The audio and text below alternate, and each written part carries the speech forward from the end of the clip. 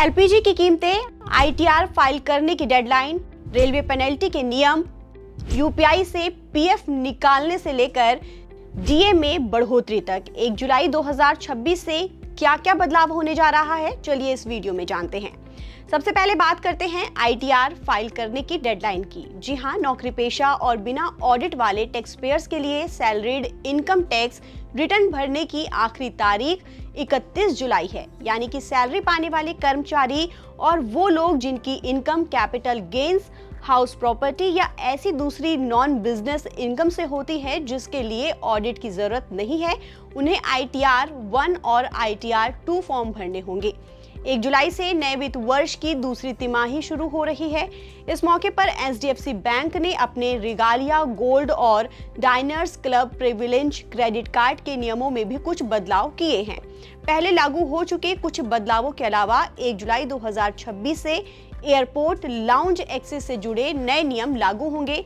नए नियम के मुताबिक 1 जुलाई से HDFC bank regalia gold credit card users को घरेलू एयरपोर्ट लाउंज एक्सेस पाने के लिए हर तिमाही में खर्च की एक नई सीमा पूरी करनी होगी।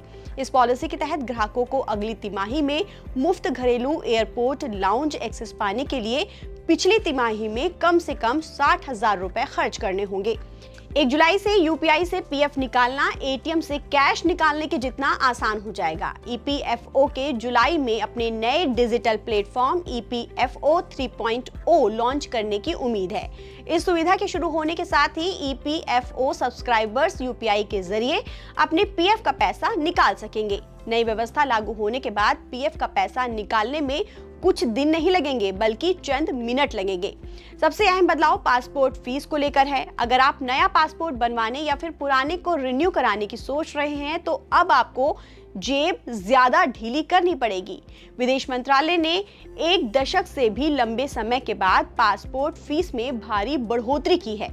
1 जुलाई से लागू नए नियमों के तहत 36 पेज के नए और रीइशू पासपोर्ट की फीस 1500 रुपए से बढ़ाकर 2500 रुपए कर दी गई है। यानी कि सीधे 1000 रुपए की बढ़ोतरी कर दी गई।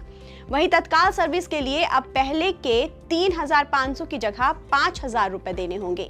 60 पेज के जंबो पासपोर्ट की फीस भी बढ़ाकर 6000 रुपए कर दी गई है। इसके अलावा बिना टिकट ट्रेन यात्रा करने वालों को भी अब तगड़ा झटका लगेगा। 1 जुलाई से अगर कोई भी यात्री बिना टिकट यात्रा करता पाया जाता है तो उसे डबल जुर्माना देना पड़ेगा। नए नियम के तहत पुराने जुर्माने की राशि पहले 250 रुपए थी, जिसे अब बढ़ाकर 500 रुपए कर दिया गया है।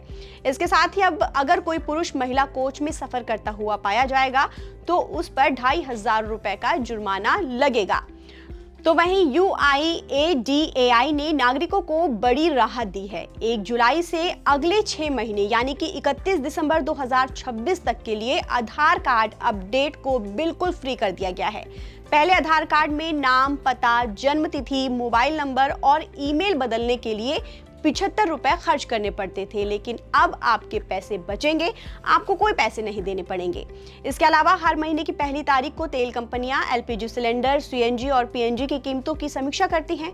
ऐसे में उम्मीद है कि 1 जुलाई को घरेलू और कॉमर्शियल सिलेंडर के दामों में बदलाव देखने को मिल सकता है।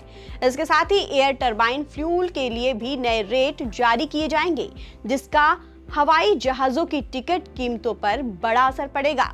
ताज़ा अपडेट के लिए आप बने रहिए नवभारत टाइम्स के साथ। नमस्कार।